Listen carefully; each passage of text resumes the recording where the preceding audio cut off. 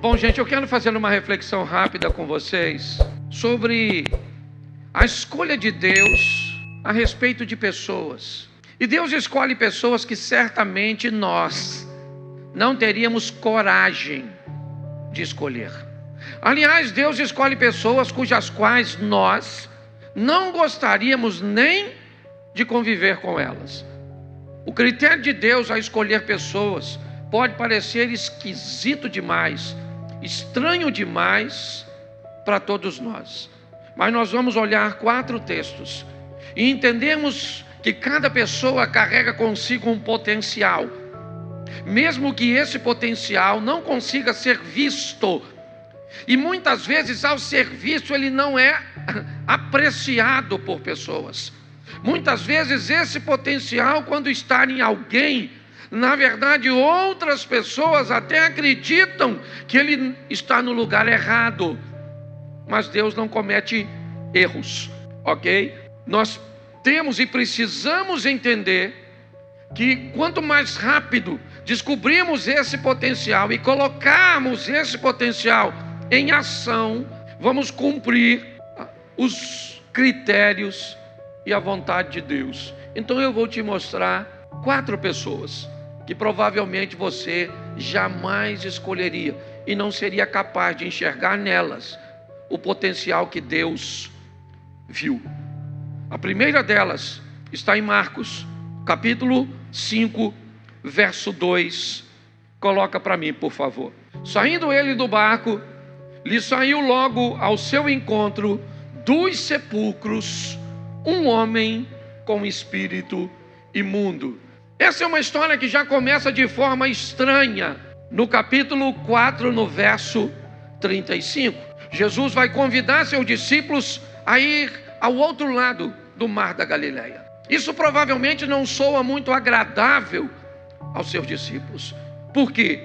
Porque é a terra dos idólatras, é a terra dos gentios, é a terra das pessoas cujas quais não seguem os padrões morais das leis judaicas. Lá não tem o sacrifício, certo? A do cordeiro. Lá porcos servem para serem comidos, enquanto os judeus nem criavam, quanto mais comê-los. Mas Jesus chama esses indivíduos, seus discípulos, para irem do outro lado. E o que ele quer fazer do outro lado? O texto diz, nesse texto, que assim que ele chega do outro lado, está aí, ó, saindo ele do barco, lhe saiu logo ao seu encontro dos sepulcros um homem com espírito imundo. Provavelmente este homem seria negligenciado por mim, que sou pastor, por você, que é crente, certo? E provavelmente até pelos discípulos. Não há nenhum interesse nesse homem. Por quê? Segundo a Bíblia, ele andava nu. Então ninguém quer conviver com alguém, certo? Que sequer tem condições mentais, ok, cognitivas, para andar nu ou andar vestido, certo? Segundo, ele costuma atacar as pessoas cujas quais ele se aproxima. Terceiro, ele emite sons, uivando como um bicho por onde vai passando. Esse é um cara que provavelmente, se ele fosse escolhido, seria uma escolha dos bombeiros, ou de algum ativista, ou alguém bem inclinado a cuidar de pessoas para removê-lo das ruas, quer para colocá-lo num cárcere, quer para colocá-lo numa casa de tratamento, de repouso, certo? Numa clínica de recuperação. Essa é a verdade. Ele precisa de remédios, ele precisa de cuidado, ele precisa de roupas. Mas o texto diz que Jesus vai lá só por causa desse cara. E o que ele tem de especial ninguém sabe, só Jesus. Porque o que você tem de especial, às vezes seu cônjuge, seus pais, seus filhos, seus amigos, seu pastor, seu líder, certo? Seu patrão, talvez ele não consiga enxergar. Não há obrigação de ninguém. Somente alguém muito maduro, somente alguém muito habilitado a viver nesta terra, procura talentos nos outros. Na maioria das vezes, o que nós queremos é que você descubra seu talento e mostre seu talento para mim. E aí então eu serei capaz de reconhecer o seu potencial e você, então, vai poder ganhar algum benefício. Mas Jesus não. Ele atravessa o mar, vai do outro lado, porque ele quer mudar aquela região. E para mudar aquela região, talvez fosse melhor pegar um de seus discípulos. Mas seria bem estranho para qualquer um de seus discípulos judeus viverem numa terra como Decápolis, ter que lidar com todos os costumes. Eles vão precisar se adaptar. Dificilmente eles teriam condições, certo? Para fazer isso com muita maestria. Então Jesus resolve ir do outro lado para captar um missionário. E quem é o indivíduo que vai fazer missões em Decápolis? Esse cara, esse pelado, endemoniado, perigoso. Porém, ele carrega consigo algo bem interessante. Ele é extremamente conhecido. Ele é popular. Popular por coisas negativas, é verdade. Popular por adjetivos que muitos de nós não gostaríamos. O maluco, o pelado, o agressivo. Nenhum de nós gostaríamos de ter um adjetivo que ele tem. Mas Jesus não está preocupado com o que ele está fazendo. Está preocupado com o que ele pode fazer. Então mudar a vida deste homem é algo precioso para Jesus. Jesus entra num barco, atravessa, enfrenta uma tempestade, a incredulidade dos discípulos, certo? E ele vai do outro lado, desce. E como ele não tem muito tempo, porque tem muita coisa para fazer, o próprio endemoniado já corre na direção dele e diz: o que tenho eu contigo, filho do Altíssimo, para você vir me perturbar? Jesus então expulsa o demônio deste moço. E quando Jesus expulsa o demônio dele, vamos entender direitinho. Ele toma um banho, troca de roupa, certo? Esquece esse imediatismo nosso. Então Jesus foi lá, é óbvio que não demorou muito, mas libertou o cara. O cara sai daquela condição, provavelmente deu uma melhorada em sua aparência, vestiu uma roupa, está sentado perto de todo mundo agora, ouvindo a palavra de Deus. E Jesus então se despede de Decápolis. E quando Jesus vai saindo, vão os discípulos e ele também está indo. E ele vai até Jesus e diz: Senhor, o Senhor me leva contigo? Me leva contigo porque ninguém nunca me quis aqui, cara. Eu sempre fui rejeitado nesse ambiente. As pessoas nunca me olharam direito. O único que conseguiu enxergar valor em mim foi o Senhor. Pessoas não têm obrigação de enxergar o seu valor. Deus já enxergou. E a primeira pessoa que Ele quer mostrar o que você pode fazer e quem você é você. Pare de querer a aceitação das outras pessoas e aprenda a se amar, a se valorizar, a se respeitar. Até porque as pessoas vão seguir este padrão. As pessoas vão te respeitar como você se respeita. Elas vão usar tom de voz, adjetivos, certo? Da maneira que você tolerar. É assim que funciona. Pode ser o seu patrão, ele pode ser bilionário. Você pode ser o faxineiro e tem um gerente da empresa dele. E ele pode tratar o gerente muito pior se o gerente não souber se posicionar e tratar o faxineiro com muito mais educação, porque o faxineiro se posiciona. Entendeu? É assim que funciona. Ninguém viu o valor dele, então ele quer ir embora daquele lugar.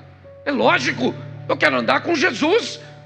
Ele disse: Senhor, me leva aí com o Senhor, deixa eu entrar no barco. Jesus falou: não, meu filho, vá para a tua casa, vá para os teus e mostra para ele quão grandes coisas o Senhor fez por você.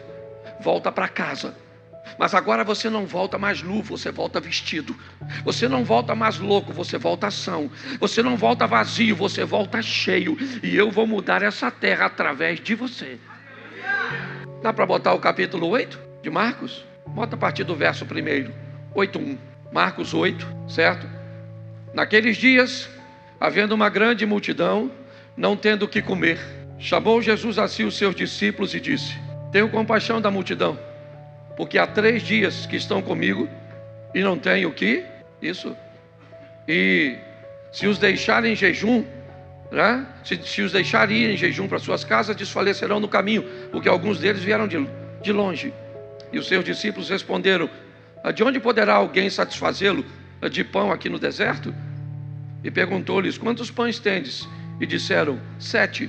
E ordenou à multidão que se assentasse no chão, e tomando os pães, tendo dado graças, partiu e deu-lhes, certo? E deu aos seus discípulos para que pusessem diante deles, e puseram diante da multidão.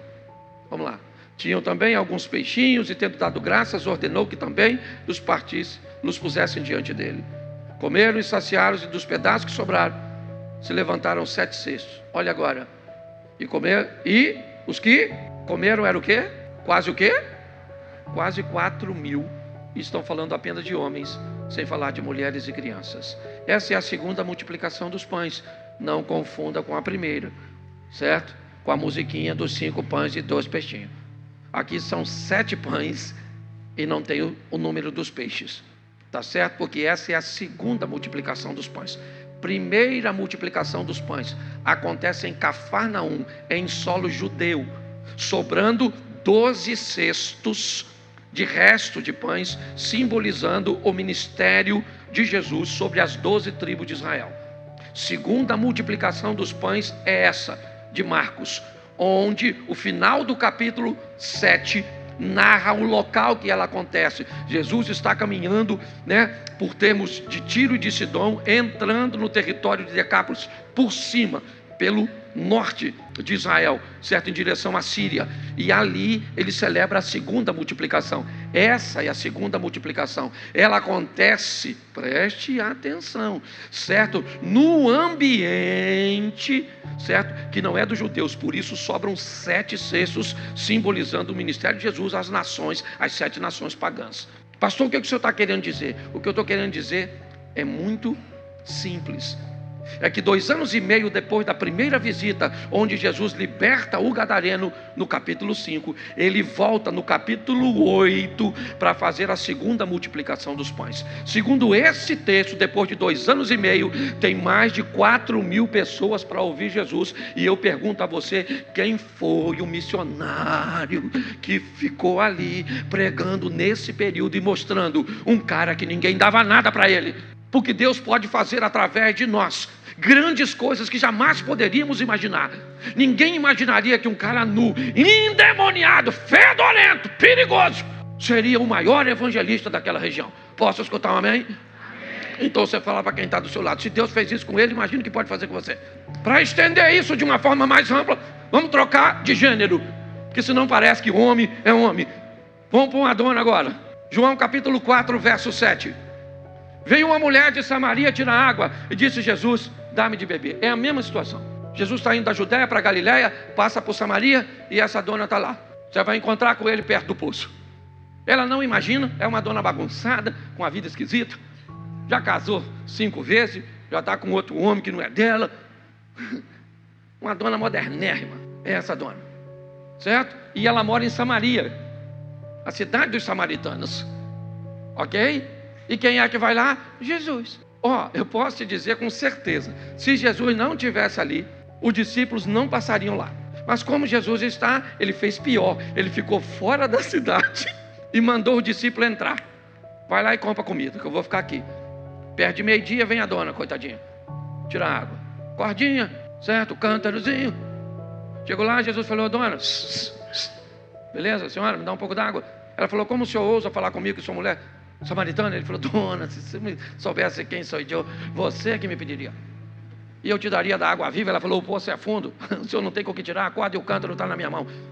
Ele falou: dona, só não está entendendo nada. Quem beber desta água tornará a ter sede, porém daquele que beber da água que eu lhe der nunca mais terá sede, porque a água que eu lhe der se fará um manancial que salte para a vida eterna. Aí a dona gostou, falou: onde pois o senhor tem dessa água aí, que a gente não precisa voltar para beber? Um hidratante que hidrata para a vida inteira. Ele falou: lourinha, vai embora. Eu, na verdade, não está entendendo nada do que eu estou falando. Aquele que beber desta água tornará a ter sede, porém aquele que beber da água que eu lhe der nunca mais terá sede, porque a água que eu lhe der se fará um manancial que salte para a vida eterna. A mulher falou: estou entendendo nada. Ele disse: eu sei. Vamos fazer o seguinte, vai lá e chama o seu marido. Ela falou: marido? Bom, acho melhor a gente continuar falando da água, porque se eu for falar de marido é vergonha. Ele falou, bem verdade disseste, você não tem marido, porque você já teve 5 e o que tu tens agora não é teu. Ela falou, veja que o senhor é profeta. Ele deve ter falado, é isso que eu estou tentando te mostrar desde o começo.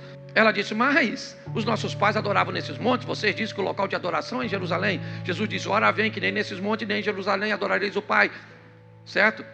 Porque o Pai busca verdadeiros adoradores que o adorem em espírito. Isso, nisso quem é que vem? Os discípulos, que foram no mercado fazer umas comprinhas.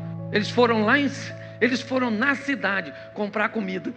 E estão voltando com a sacolinha de compra. E quando eles estão passando, quem é que passa correndo por eles? A mulher. Ele deve ter pensado, esquisito, hein? A dona correndo. Foi lá na cidade, ela e falou para os homens que estavam na cidade. Aí, rapaziada, estava lá no poço e achei um homem. Pensa os caras. Outra vítima.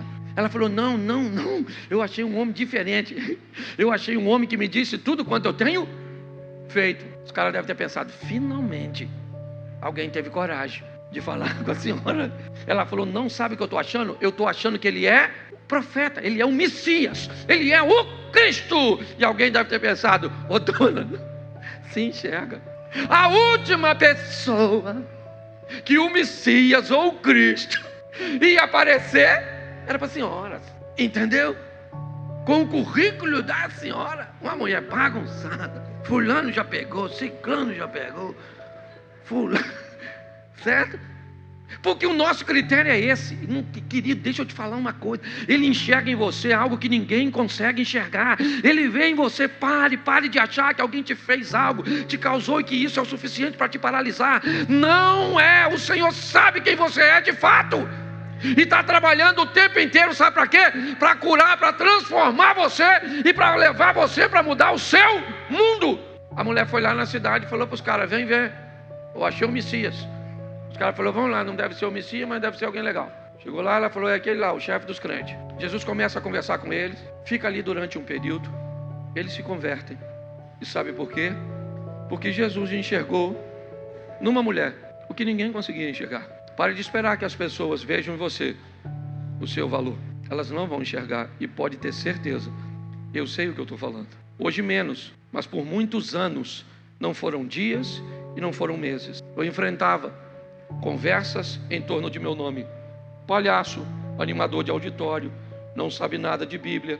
Você está entendendo? É apenas alguém que trabalha com entretenimento, um aproveitador, que só olha para dinheiro, que cobra para pregar. Eu tive que ouvir tudo isso a meu respeito, numa intensidade maior, porque eu ainda continuo ouvindo, mas hoje reduzido. Pastor, e o que o senhor faz com isso? Com isso eu faço o que meu tio me ensinou, quando eu era garoto, na Praça da Mantiqueira, lua cheia, naquela época que cachorro era cachorro, e não pet, certo?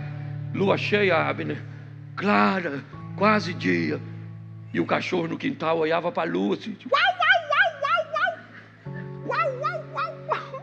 E eu achava o maior barato. Falei, esse cachorro é doido, essa peste. E meu tio olhava e falava, meu filho, aprenda essa lição da vida. Enquanto os cães latem, a lua continua brilhando. Quando alguém não gostar do teu brilho, não pare de brilhar porque alguém não gosta. Continue brilhando. E eu peguei isso para a minha vida. Estou chamando ninguém de cão não. Ou melhor, estou, mas de uma maneira assim, educada. Você está entendendo? É assim que funciona. A dona foi lá, quebrou a banca, foi lá, evangelizou. Eu imagino a dona, pensa Jesus vendo os discípulos comer, que ele não estava comendo não. Os discípulos tudo comendo. Crente. E lá vem ela. Eles foram na cidade, não pregaram para ninguém. E vem ela. Eu imagino ela apressada vindo. Falando, vambora gente, vambora. Está lá, ó. E pensa Jesus, olhando para ela vindo assim, ó, olhando para os discípulos. A mulher se tornou uma evangelista, sim ou não? Isso. Por que eles foram lá e não pregaram para aquele povo? Você sabe por quê? Porque eles não pertenciam àquele mundo. Porque eu não tenho como mudar o seu mundo. O seu mundo, quem muda é você. Você está entendendo? Deus te traz aqui para falar com você, para você sair daqui e levar o que recebeu aqui para o seu mundo. Seu mundo é a sua família, seus amigos, seu trabalho, o lugar onde você vive. Eu não estou aqui para mudar o seu mundo. Ao seu mundo, ao gadareno, ele mudou Gadara. A mulher mudou Samaria. Quer ver o próximo? Coloca aí, Atos dos Apóstolos, capítulo 8, verso 27. Põe aí. Levantou-se e foi. E eis que um homem etíope, um indivíduo da Etiópia, um eunuco, certo? Mordomo-mor de Candace, rainha dos etíopes. Preste atenção. Pegou um cara pelado, que todo mundo sabia quem era, e transformou num evangelista em Decápolis. Pegou uma mulher conhecida por uma fama negativa, mudou a história dela e ela mudou Samaria. Agora as coisas mudam. Agora esse homem é um oficial, agente direto, certo? Da rainha dos etíopes. E este homem agora, olha só, o qual era superintendente de todos os seus tesouros. Tinha ido a Jerusalém para adoração. Aqui diz onde ele mora, quem ele era, seu poder de influência, e já fala a respeito de sua fé. E sabe o que está acontecendo? Ele está voltando para casa, Abner, sem uma experiência. Foi lá e ninguém lá cumpriu o seu propósito. Então ele volta, senta para ler o profeta Isaías, e o texto diz que Deus vai enviar Filipe até ele. E Filipe evangeliza esse cara que está lendo o profeta Isaías. Filipe volta, certo? Para a área da Galileia, me parece, e ele vai embora, batizado, indo em direção à Etiópia. Levando o quê? Levando a fé que mudou sua vida e a palavra que vai evangelizar aquela parte da África. Você consegue entender? O texto diz que a movimentação de Filipe é feita de forma milagrosa, sobrenatural, porque quem está movendo este cara não é ele, é Deus que quer mudar aquela região. Então seja a terra do gentil de Decápolis, seja os irmãos desviados samaritanos, seja uma turma, né, da África um pouco mais distante, elas são transformadas porque Deus é capaz de suscitar o valor em cada um. Onde você trabalha? O que você faz? Você é um empresário? Mude o ambiente dos empresários. Você é um policial? Mude o ambiente. Quem você é? A quem você tem acesso? Essas são as pessoas cujas quais você foi chamada para transformar. É assim. Eu falo com muita gente, mas eu sei que eu fui chamado para ajudar casamentos. Eu recebo o tempo inteiro informações. Ouvi uma mensagem sua, melhorei, parei de fazer isso, comecei a fazer isso. Eu prego em inúmeras temáticas. Lógico, eu sou pastor, mas eu tenho a ciência de que eu fui chamado para fazer isso, porque eu sou bom? Não. Eu posso dar, Érica, o mesmo conselho a um casal que você deu.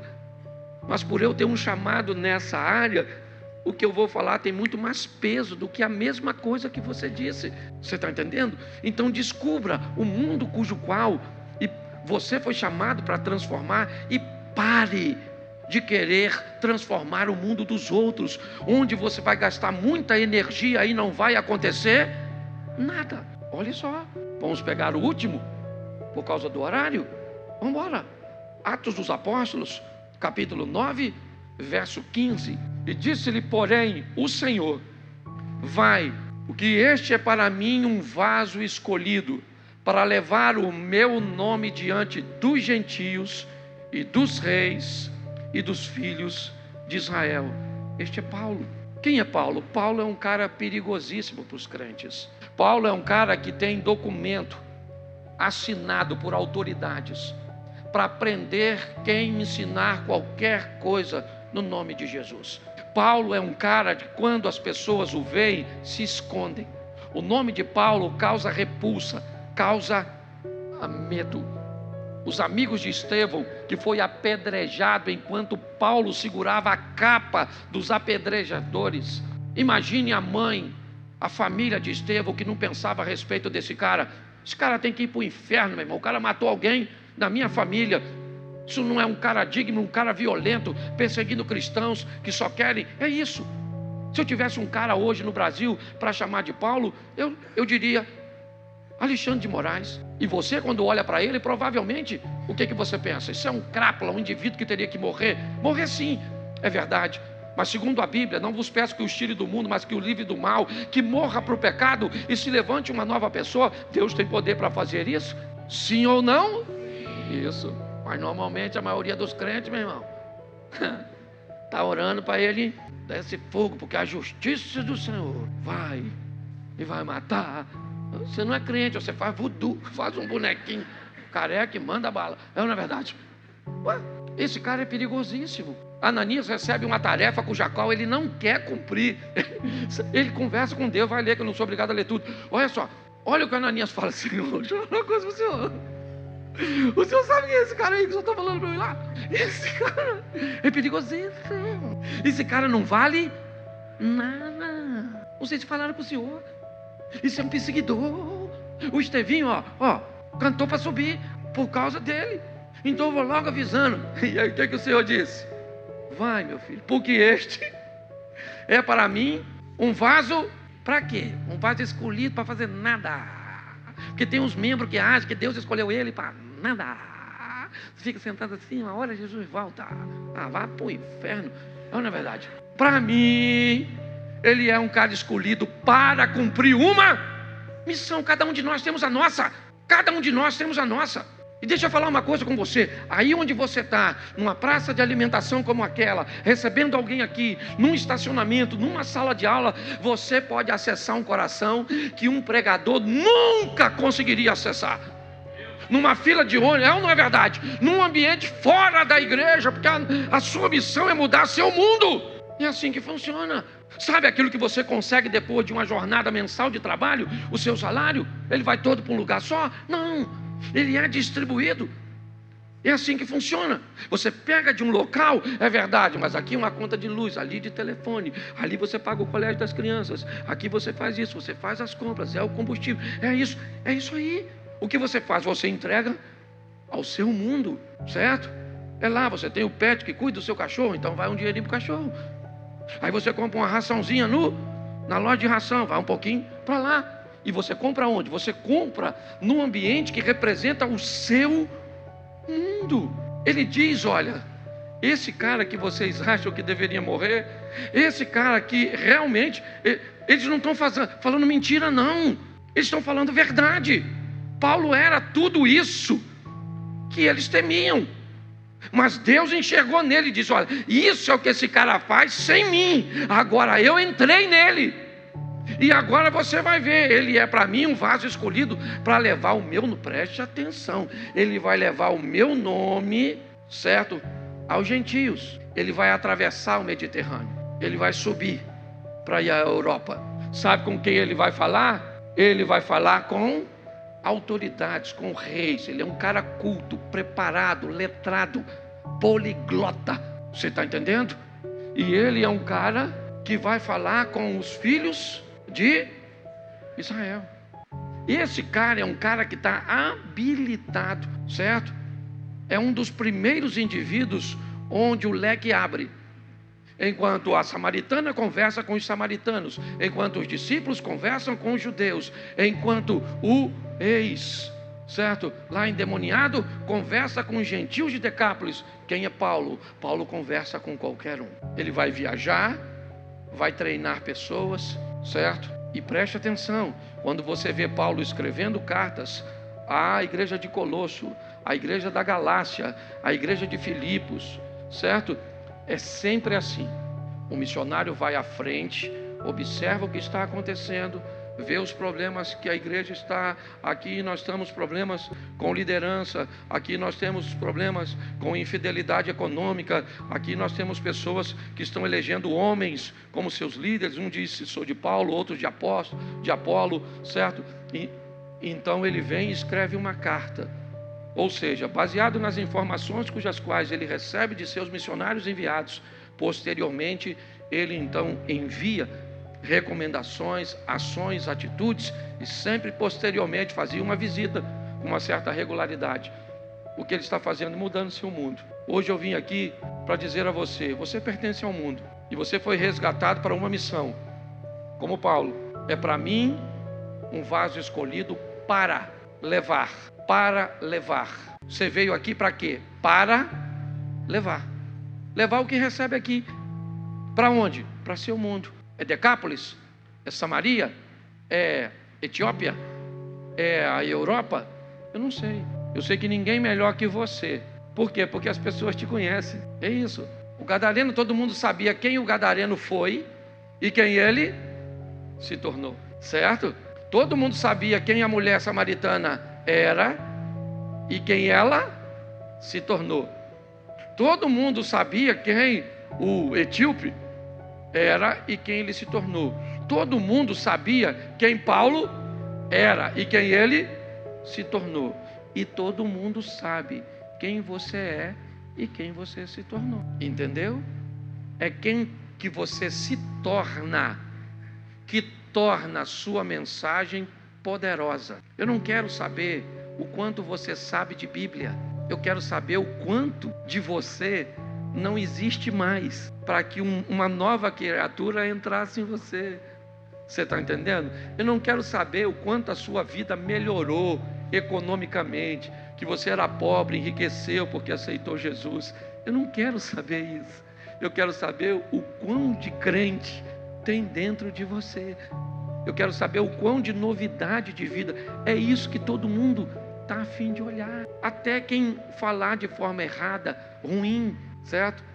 Vai ter que reconhecer. Pode te criticar? Pode. Porque deixa eu te explicar como é que funciona. Quando você é ruim, uma pessoa ruim de estilo de vida, provavelmente essas pessoas não vão falar mal de você na sua presença, na sua frente, mas vão falar mal de você quando você estiver longe.